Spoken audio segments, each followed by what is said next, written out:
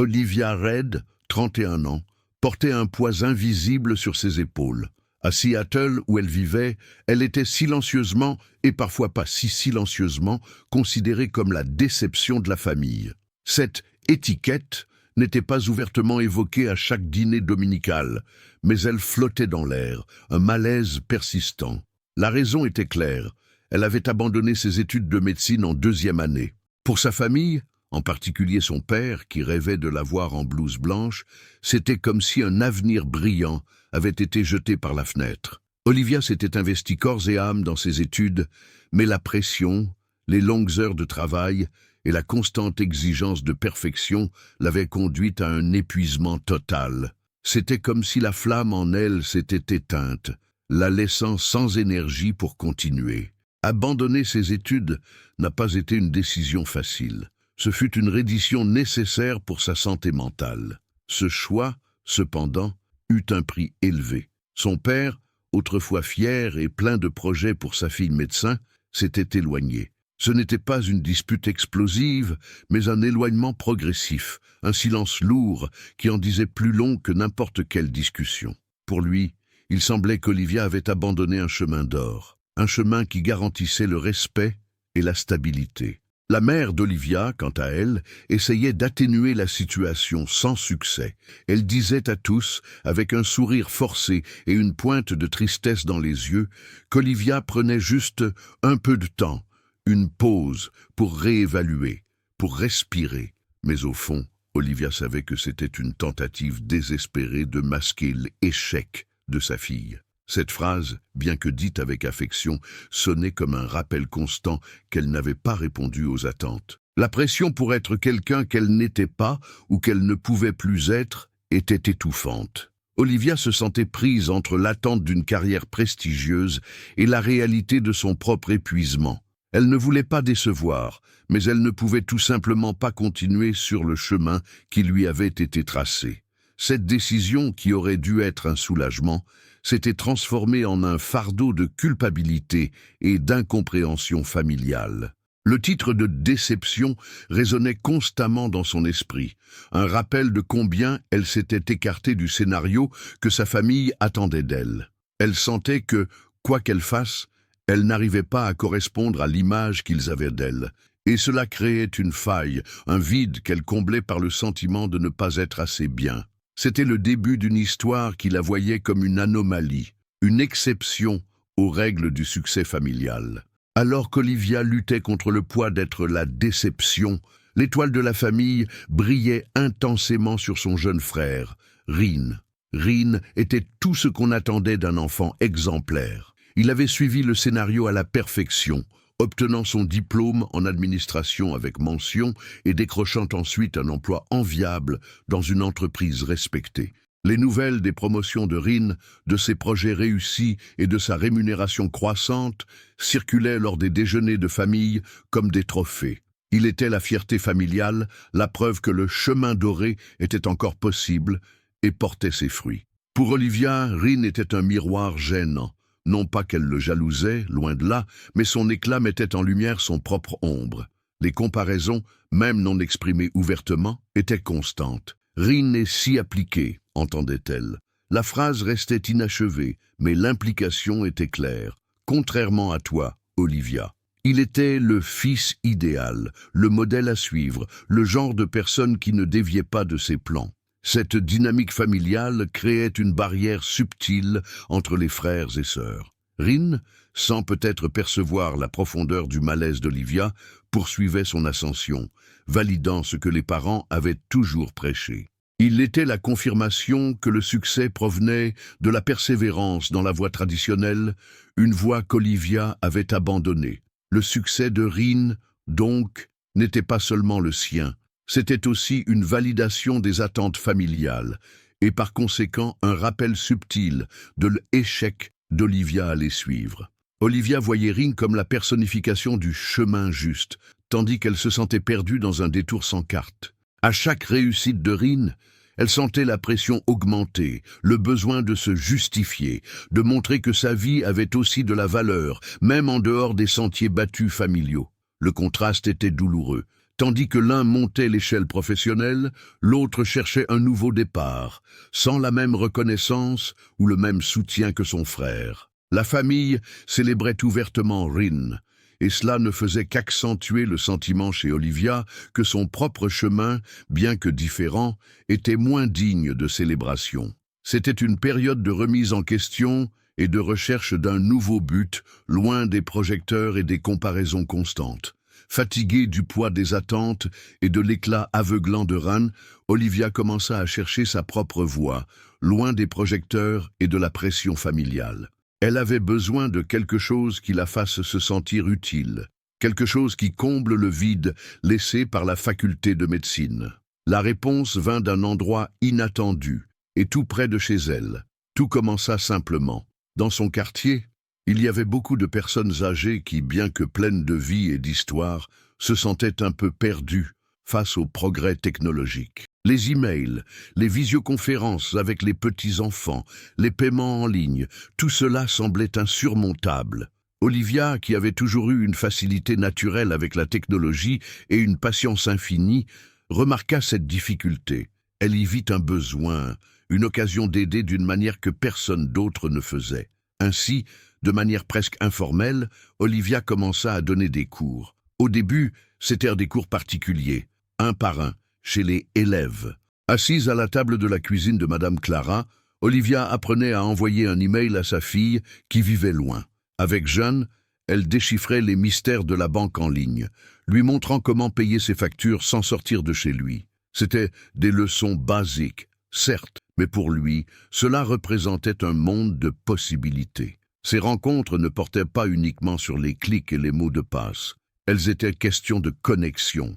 Olivia réalisa qu'elle offrait non seulement des connaissances techniques, mais aussi un pont pour permettre à ces personnes de rester connectées au monde, à leurs proches. Elle voyait briller leurs yeux lorsqu'ils réussissaient à faire une vidéoconférence avec un petit enfant vivant à l'étranger, ou lorsqu'ils parvenaient à lire les actualités en ligne, auparavant inaccessibles.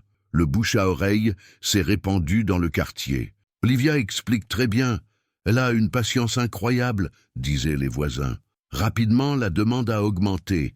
Un cours particulier est devenu 2, puis 3, jusqu'à ce qu'Olivia se retrouve avec un agenda complet. Elle trouvait un but, quelque chose qui la faisait se sentir bien, loin des comparaisons et des attentes non satisfaites. Ce travail modeste, presque invisible pour sa famille, était pour Olivia un petit refuge. Là, elle n'était pas la déception. Elle était Olivia qui aide avec l'ordinateur, Olivia qui nous fait nous sentir moins nuls. C'était un nouveau rôle, construit par elle-même, brique après brique, sur la base de la patience, de l'empathie et d'une passion authentique pour aider. C'était l'embryon de quelque chose de beaucoup plus grand, un petit pas mais significatif, dans un voyage dont elle n'imaginait pas la destination. Loin des diplômes universitaires et des grands bureaux, Olivia plantait les graines de son propre succès, sur un terrain totalement nouveau. Ce qui a commencé comme des cours informels d'informatique pour les seniors a rapidement dépassé les attentes d'Olivia. Ces séances individuelles autour des tables de cuisine se sont transformées en quelque chose de beaucoup plus grand. La demande a tellement augmenté qu'elle ne pouvait plus répondre à tous individuellement. C'est alors que l'idée de s'agrandir a commencé à germer dans son esprit. Olivia a compris que le besoin était généralisé. Ce n'était pas seulement Madame Clara ou Monsieur Jean qui avaient besoin d'aide. C'était toute une génération qui était laissée pour compte par la révolution numérique. Les vidéoconférences avec la famille, l'accès aux informations en ligne, la sécurité sur Internet, tout cela devenait un gouffre pour beaucoup. Et elle avait la clé pour construire des ponts sur ce gouffre. Les cours particuliers ont évolué vers des cours collectifs dans la salle communautaire du quartier. Au lieu d'une personne, Olivia en enseignait 5, 10 à la fois. L'interaction entre les élèves eux-mêmes était un bonus. Ils s'aidaient, partageaient leurs doutes et créaient même un sentiment de communauté. L'étape logique suivante a été les webinaires, des conférences en ligne permettant d'atteindre encore plus de personnes sans les barrières géographiques. Olivia a appris à utiliser les plateformes de diffusion, à créer des présentations claires et à répondre à des centaines de questions en temps réel. Mais que des cours ponctuels, Olivia rêvait d'une ressource permanente, un lieu où les seniors pourraient apprendre à leur rythme à tout moment. C'est ainsi qu'est né Elderbrit. Le nom, contraction de Elder, est né en anglais, et Brit, brillant, reflétait son ambition, éclairer le chemin numérique pour cette génération. Elderbrit n'était pas qu'un simple site avec des vidéos. C'était une plateforme en ligne conçue de A à Z pour être intuitive et conviviale pour les personnes non familiarisées avec la technologie. Son objectif était clair, aider les plus de 60 ans à rester connectés dans un monde numérique qui les laissait souvent de côté. Olivia a conçu les modules pédagogiques, avec soin et attention.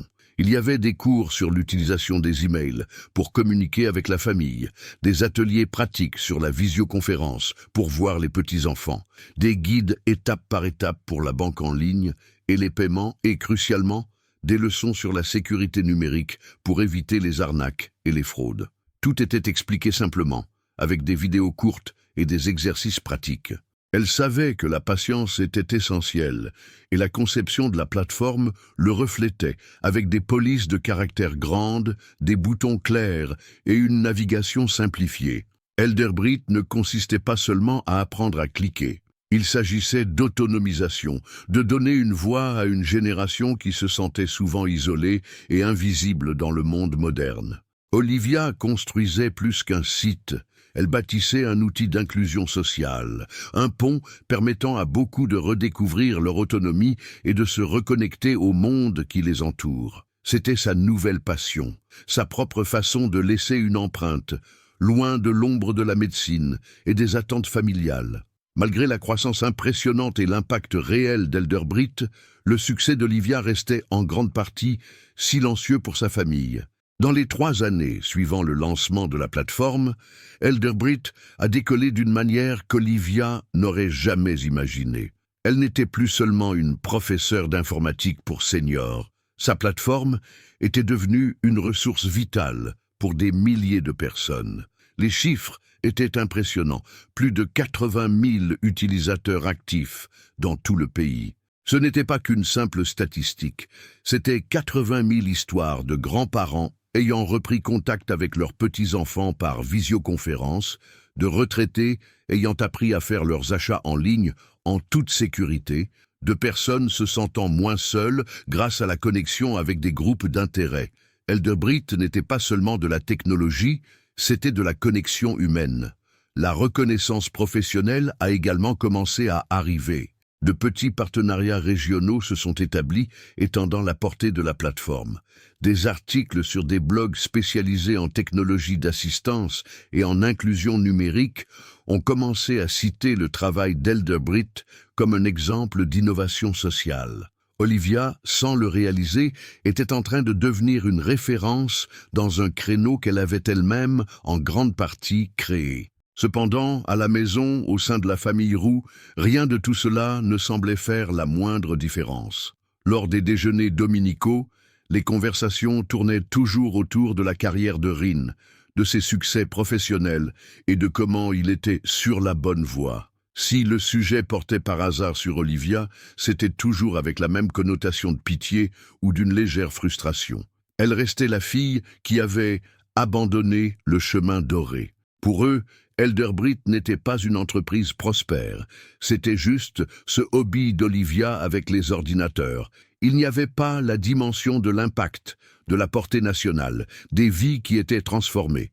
La famille était tellement fixée sur l'image de la médecin qui n'a pas été, qu'elle ne parvenait tout simplement pas à voir l'entrepreneur sociale brillante qu'elle était devenue. C'était comme si le succès d'Olivia ne rentrait pas dans les cases qu'ils avaient construites pour elle.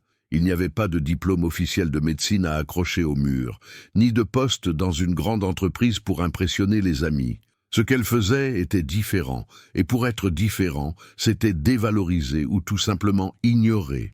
Olivia, malgré la construction de quelque chose de grandiose et de significatif, ressentait encore le poids de ne pas être assez pour sa propre famille. Cette reconnaissance silencieuse, venant de milliers d'utilisateurs anonymes, contrastait douloureusement avec le manque de reconnaissance des personnes qui comptaient le plus pour elle. C'était un succès qui résonnait fort dans le monde, mais qui résonnait d'un murmure presque inaudible au sein de sa maison. Malgré la croissance impressionnante et l'impact réel qu'Elderbrit causait, le succès d'Olivia restait en grande partie silencieux pour sa famille. Dans les 3 années suivant le lancement de la plateforme, Elderbrit a décollé d'une manière qu'Olivia n'aurait jamais imaginée. Elle n'était plus seulement une professeure d'informatique pour les personnes âgées. Sa plateforme était devenue une ressource vitale pour des milliers de personnes. Les chiffres étaient impressionnants. Plus de 80 000 utilisateurs actifs dans tout le pays. Ce n'était pas seulement une métrique, c'était 80 000 histoires de grands-parents qui avaient recommencé à parler à leurs petits-enfants par visioconférence, de retraités qui avaient appris à faire leurs achats en ligne en toute sécurité, de personnes qui se sentaient moins seules parce qu'elles pouvaient se connecter avec des groupes d'intérêt. Elderbrit n'était pas seulement de la technologie. C'était de la connexion humaine. La reconnaissance professionnelle a également commencé à arriver. De petits partenariats régionaux ont été établis, élargissant la portée de la plateforme. Des articles sur des blogs spécialisés dans la technologie d'assistance et l'inclusion numérique ont commencé à citer le travail d'Elderbrit comme un exemple d'innovation sociale. Olivia, sans le réaliser, était en train de devenir une référence dans un créneau qu'elle avait elle-même, en grande partie, créé. Cependant, à la maison, au sein de la famille Roux, rien de tout cela ne semblait faire la moindre différence. Les déjeuners dominicaux tournaient toujours autour de la carrière de Rin, de ses succès professionnels et de comment il était sur la bonne voie. Si le sujet portait sur Olivia, c'était toujours avec une pointe de pitié ou une légère frustration. Elle restait la fille qui avait abandonné le chemin tracé. Pour eux, Elderbrit n'était pas une entreprise prospère. C'était juste ce hobby d'Olivia avec les ordinateurs. Ils ne percevaient pas l'impact, la portée nationale, les vies transformées. La famille était tellement obsédée par l'image de la médecin qui n'a pas été qu'elle ne parvenait pas à voir l'entrepreneur sociale brillante qu'elle était devenue. C'était comme si le succès d'Olivia ne rentrait pas dans les cases qu'ils avaient construites pour elle. Il n'y avait pas de diplôme de médecine à accrocher au mur, ni de poste dans une grande entreprise pour impressionner les amis. Ce qu'elle faisait était différent et par conséquent dévalorisé ou tout simplement ignoré. Olivia, malgré la construction de quelque chose de grandiose et de significatif, ressentait toujours le poids de ne pas être assez pour sa propre famille. Cette reconnaissance silencieuse, provenant de milliers d'utilisateurs anonymes, contrastait douloureusement avec le manque de reconnaissance des personnes qui comptaient le plus pour elle. C'était un succès qui résonnait fort dans le monde, mais qui ne produisait qu'un murmure presque inaudible dans sa maison. La vie d'Olivia suivait son cours, Elderbrit prospérant silencieusement, tandis que la reconnaissance familiale semblait une chimère lointaine. Cependant, l'univers a ses propres plans pour aligner les choses. Le revirement auquel Olivia s'attendait le moins était sur le point d'arriver, et il viendrait d'une source totalement inattendue. Amanda, la fiancée de son frère Rin. Tout a commencé lorsqu'Olivia a reçu un témoignage vidéo. Ce n'était pas inhabituel. Elderbrit avait l'habitude de collecter ces témoignages de ses utilisateurs pour montrer l'impact de la plateforme. Mais cette vidéo-ci serait différente. En appuyant sur Play, Olivia a vu le visage souriant d'Amanda, la même Amanda qu'elle avait rencontrée au déjeuner dominicaux familiaux, toujours polie et quelque peu distante quant à ce qu'Olivia faisait réellement. Amanda a commencé la vidéo en expliquant comment Elderbrit avait été un tournant pour sa grand-mère, Marguerite, surtout après la perte du grand-père d'Amanda. Le deuil avait été accablant. Et sa grand-mère, une dame vibrante, s'était repliée sur elle-même, se sentant isolée et déconnectée du monde. L'ordinateur et Internet, qui étaient auparavant un mystère, étaient devenus une barrière infranchissable pour communiquer avec sa famille et le monde extérieur. C'est alors qu'Amanda, cherchant quelque chose pour aider sa grand-mère, a trouvé Elderbrit. Elle a inscrit Marguerite sur la plateforme et ce qui a suivi a été une transformation. La grand-mère d'Amanda, Margrethe, qui auparavant avait du mal à allumer un ordinateur, avait commencé à utiliser les emails pour communiquer avec sa famille et faire des vidéoconférences, revoyant ainsi les visages de ses enfants et petits-enfants vivant loin. Elderbrit ne lui avait pas seulement appris des compétences numériques, elle lui avait redonné la joie de se connecter, le sentiment d'appartenance. En regardant la vidéo, Olivia ressentit une vague d'émotion. Margaret, avec un sourire sincère et les yeux humides, apparut à côté d'Amanda et, regardant directement la caméra, dit quelque chose qui toucha profondément Olivia. « Merci Olivia, vous m'avez aidé à me sentir à nouveau humaine. » L'impact de ces mots fut immense. Margaret ignorait qu'Olivia Reid, la fondatrice d'Elderbrit, était la déception familiale d'Amanda. Pour Margaret, Olivia était la personne derrière l'outil qui l'avait sauvée de l'isolement, qui lui avait donné une nouvelle perspective sur la vie. Cette reconnaissance venant d'une parfaite inconnue, de quelqu'un dont la vie avait été véritablement touchée par son travail, valait plus que tous les compliments familiaux forcés. Pour Olivia, ce fut un moment de validation. C'était la preuve vivante du but de son travail, un témoignage puissant qui, à son insu, serait la clé pour débloquer la compréhension de sa propre famille. L'ironie était palpable.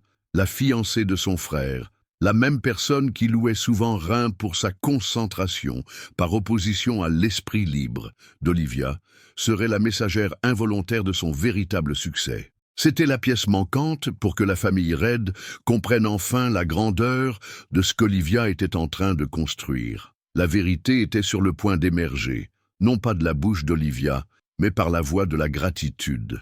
Le dîner de fiançailles tant attendu de Rhin et Amanda arriva enfin. La maison des parents d'Olivia était pleine, la famille réunie, et le brouhaha de conversations animées emplissait l'atmosphère. Olivia était là, comme toujours, un peu à l'écart des célébrations les plus effusives, habituée à son rôle discret. Elle conversait poliment, souriant et faisant signe de la tête, mais elle sentait la tension habituelle dans l'air, l'attente implicite qu'elle devrait avoir quelque chose de plus à présenter. À un moment de la soirée, Amanda, radieuse aux côtés de Rhin, s'approcha d'Olivia. Avec la naturelle de quelqu'un qui pose une question anodine lors d'une réunion de famille, Amanda demanda « Alors, Olivia, qu'est-ce que tu as fait récemment? Parle-moi de ton travail. » La question, pour Olivia, était familière. Généralement, elle donnait une réponse vague, quelque chose comme « aider les gens avec la technologie », essayant d'éviter le sujet pour éviter le regard de pitié ou le manque d'intérêt qui suivrait. Mais, cette fois-ci, quelque chose était différent. Olivia sentit une impulsion. C'était peut-être la vidéo d'Amanda et Margaret qui résonnait dans son esprit, ou peut-être simplement un nouveau courage pour parler ouvertement de ce qu'elle avait construit. Elle a commencé à expliquer Elderbrit et comment cette plateforme aidait les personnes âgées à se connecter au monde numérique, à apprendre à utiliser les emails et la visioconférence, et à se sentir moins isolées. Elle a parlé avec une passion contenue, expliquant sa mission et son impact de manière concise. Pendant qu'Olivia parlait, Amanda l'écoutait avec une expression qui passait de la curiosité à la surprise, puis finalement à un choc indéniable. Les yeux d'Amanda se sont écarquillés et une reconnaissance ahurissante y a brillé. Elle a commencé à faire le lien. Elderbrit, le nom lui semblait si familier. La mission, c'était exactement ce qu'elle avait cherché pour sa grand-mère. Soudain, Amanda s'est exclamée, presque à bout de souffle, « Vous êtes la fondatrice d'Elderbrit ?» La question, chargée d'incrédulité et d'admiration sincère, a interrompu la conversation à la petite table. Rhin et les parents d'Olivia, qui jusqu'alors prêtaient à peine attention, ont regardé Amanda, puis Olivia confus. Amanda, alors, sans attendre de réponse, s'est tournée vers la table et, avec une excitation communicative, a commencé à révéler à tous ce qu'elle venait de découvrir. « Les amis, vous n'allez pas croire, Olivia, elle est la fondatrice d'Elderbrit, la plateforme dont je vous ai parlé, qui a tant aidé grand-mère Marguerite. » La voix d'Amanda était assez forte pour attirer l'attention des autres invités. Elle a continué, énumérant les réussites d'Elderbrit avec un enthousiasme qu'Olivia n'avait jamais vu de sa propre famille. Elle a été mise en avant sur NPR et sur Forbes. Elle change des vies. Grand-mère ne se sentirait pas aussi bien maintenant sans Elderbrit. Le brouhaha à la table a diminué, remplacé par un silence choqué.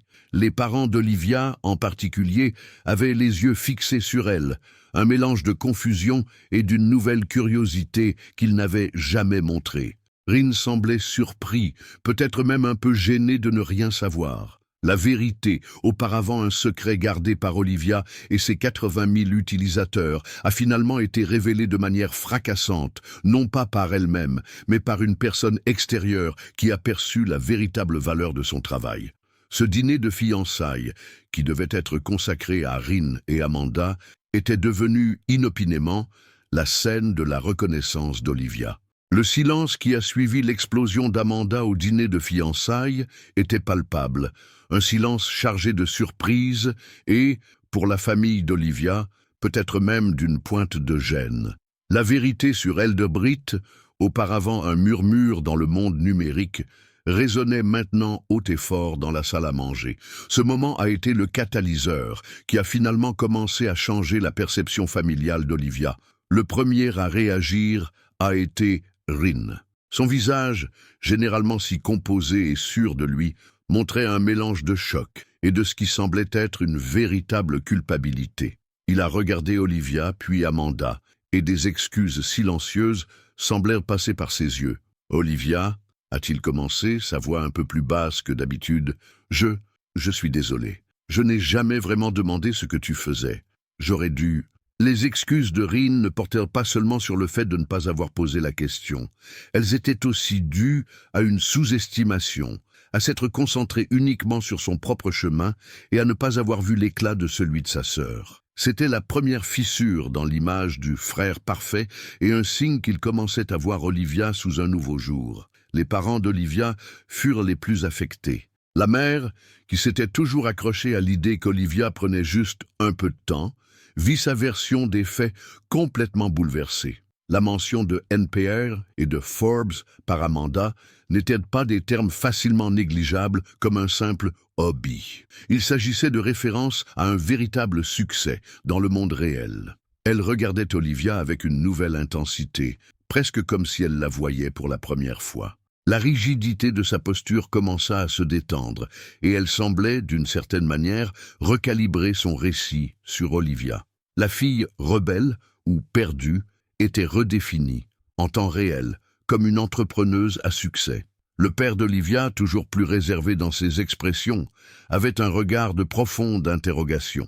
La déception qu'il portait semblait être mise à l'épreuve par un mélange de surprise et, qui sait, un germe de fierté qu'il ne parvenait pas encore à assimiler. Ce qu'il voyait n'était pas le médecin qu'il attendait, mais quelque chose d'aussi, ou plus, impressionnant. Ce dîner ne fut pas seulement une révélation pour la famille, ce fut un miroir. Ils furent confrontés à leur propre myopie, à la manière dont leurs attentes préconçues les avaient empêchés de voir le talent et l'impact de leur fille. La honte de ne pas avoir soutenu ou même compris ce qu'Olivia construisait était palpable. Pour Olivia, voir ce changement, même subtil, fut un immense soulagement. Il ne s'agissait pas de « je te l'avais bien dit », mais plutôt d'être enfin vue, comprise. Les murs d'incompréhension qui l'entouraient dans sa propre maison commençaient à s'effondrer. La graine de la reconnaissance plantée par une étrangère commençait à fleurir au cœur de sa famille, promettant un avenir où elle ne serait peut-être plus la déception, mais simplement Olivia. La femme qui, à sa manière, changeait réellement des vies. La révélation lors du dîner de fiançailles ouvrit une brèche dans le mur d'incompréhension familiale, et le premier signe concret que les choses changeaient vint de la mère d'Olivia. 2 jours après ce dîner mémorable, Olivia reçut une lettre. Ce n'était pas un courriel rapide ou un SMS, c'était une lettre manuscrite, chose que sa mère faisait rarement. Et cela indiquait déjà la gravité de ce qui allait suivre. En ouvrant l'enveloppe, Olivia sentit un nœud à la gorge. Les mots de sa mère n'étaient pas ceux qu'elle avait l'habitude de lire, remplis de conseils voilés ou de commentaires sur ce qu'elle aurait pu être. Au lieu de cela, la lettre était une excuse sincère et douloureuse. « Ma chère Olivia », commençait la lettre, l'écriture un peu tremblante, « je ne sais pas comment commencer par te dire à quel point je suis désolé. Désolé de ne jamais t'avoir vraiment demandé ce que tu étais en train de construire. Désolé de m'être autant concentré sur ce que tu laissais derrière toi à la faculté de médecine, au lieu de voir ce que tu créais de nouveau. » La mère d'Olivia admettait avoir été aveuglé par ses propres attentes et par la peur que sa fille n'ait pas un avenir sûr ou reconnu aux yeux de la société. Elle écrivait comment le succès de Rin, bien que source de fierté, avait sans le vouloir jeté une ombre sur les efforts d'Olivia, faisant en sorte que la famille se concentre uniquement sur une définition limitée du succès. Mais ce qui a le plus touché Olivia, c'est la profonde réflexion de sa mère sur le courage. Je me suis rendu compte, grâce à ce qu'Amanda nous a raconté, et grâce au témoignage de cette dame, de la véritable force que tu as, continuait la lettre. Tu as eu le courage de continuer à échouer, d'essayer de nouvelles choses, même quand ton père et moi ne comprenions pas. Et, ce faisant, tu t'es non seulement trouvé, mais tu as appris à d'autres personnes à retrouver leur voie dans le monde numérique. Cette phrase, « continuer à échouer », résonnait en Olivia. C'était l'acceptation que son chemin n'était pas linéaire, qu'il y avait des obstacles, mais que la résilience à aller de l'avant était une force, et non une faiblesse. Et la reconnaissance qu'elle aidait d'autres à retrouver leur voie était le plus beau compliment qu'elle pouvait recevoir. C'était la reconnaissance de l'impact humain de son travail, et pas seulement des chiffres ou des articles de magazines. La lettre se terminait par une promesse, la promesse d'écouter davantage, de voir davantage et de soutenir Olivia dans son propre chemin, indépendamment de ce que les autres pourraient lui penser. C'étaient des excuses non seulement pour les mots non dits, mais pour les actions et les omissions qui l'avaient fait se sentir invisible et sous-estimé. Pour Olivia, cette lettre représentait plus qu'un simple « je suis désolé ». C'était le début de la guérison d'une vieille blessure, une étape fondamentale pour la réconciliation et la compréhension mutuelle au sein de sa propre famille. Partie 10. Le triomphe et le lien durable. Le mariage de Rin fut une magnifique journée, pleine de joie et de célébration. Pour Olivia, cependant, il recelait une signification encore plus profonde que l'union de son frère avec Amanda. C'était un jalon, l'apogée d'un voyage de découverte de soi et enfin de reconnaissance familiale. Dans l'ambiance festive, Olivia observait sa mère. Loin de la rigidité et de l'inquiétude du passé, la mère d'Olivia irradiait une nouvelle légèreté. Et puis, dans un moment qu'Olivia n'oublierait jamais, sa mère la tira doucement par le bras, la conduisant vers un groupe d'amis de la famille. Avec un large sourire et une lueur de fierté dans les yeux qu'Olivia avait rarement vus, elle présenta « Voici ma fille Olivia. Elle dirige une organisation nationale à but non lucratif. » Les mots résonnèrent dans l'air. « National, à but non lucratif. » Ces termes portaient un poids et un respect considérables, et Olivia remarqua que sa mère les prononçait avec une authenticité qui dépassait la simple formalité. Il n'était plus nécessaire de justifier son abandon des études ou d'atténuer son parcours. Il y avait, au contraire, une acceptation totale et une fierté sincère. Plus tard, dans un moment de calme, sa mère s'approcha à nouveau. La voix tremblante d'émotion, elle dit à Olivia « Je pensais que tu étais perdue, Olivia, en suivant un chemin si différent, en ne correspondant pas à mes attentes. Mais maintenant je vois, tu n'étais pas perdue, tu étais simplement en avance. » Cette phrase toucha Olivia au plus profond du cœur. En avance, non pas un écart, mais une avant-garde. Non pas un échec, mais une innovation. Sa mère ne la rejetait pas seulement. Elle la voyait comme une pionnière, quelqu'un qui avait osé emprunter une nouvelle voie et, ce faisant, avait ouvert des portes à beaucoup d'autres. L'histoire se termina par un geste d'Olivia qui scellait cette nouvelle ère de compréhension et de connexion. Quelques jours après le mariage, elle prépara un colis spécial pour Ran et Amanda. À l'intérieur, il n'y avait pas de cadeau traditionnel, mais quelque chose de beaucoup plus significatif, une version personnalisée d'Elderbrit. Elle avait adapté la plateforme spécifiquement pour la maison de retraite où la grand-mère d'Amanda, Margaret, avait passé ses dernières années avant de décéder paisiblement. C'était un cadeau qui transcendait le matériel. C'était un symbole de gratitude envers Amanda pour avoir, sans le vouloir, révélé la vérité sur Elderbright et, plus important encore, c'était une reconnaissance du lien profond qui s'était créé entre la famille d'Olivia et l'impact de son travail. Ce geste final, un lien entre le passé et l'avenir, montrait que même si les chemins avaient pu être tortueux, La compréhension et l'amour familial avaient finalement trouvé leur voie, célébrant la femme remarquable qu'Olivia Reid était devenue.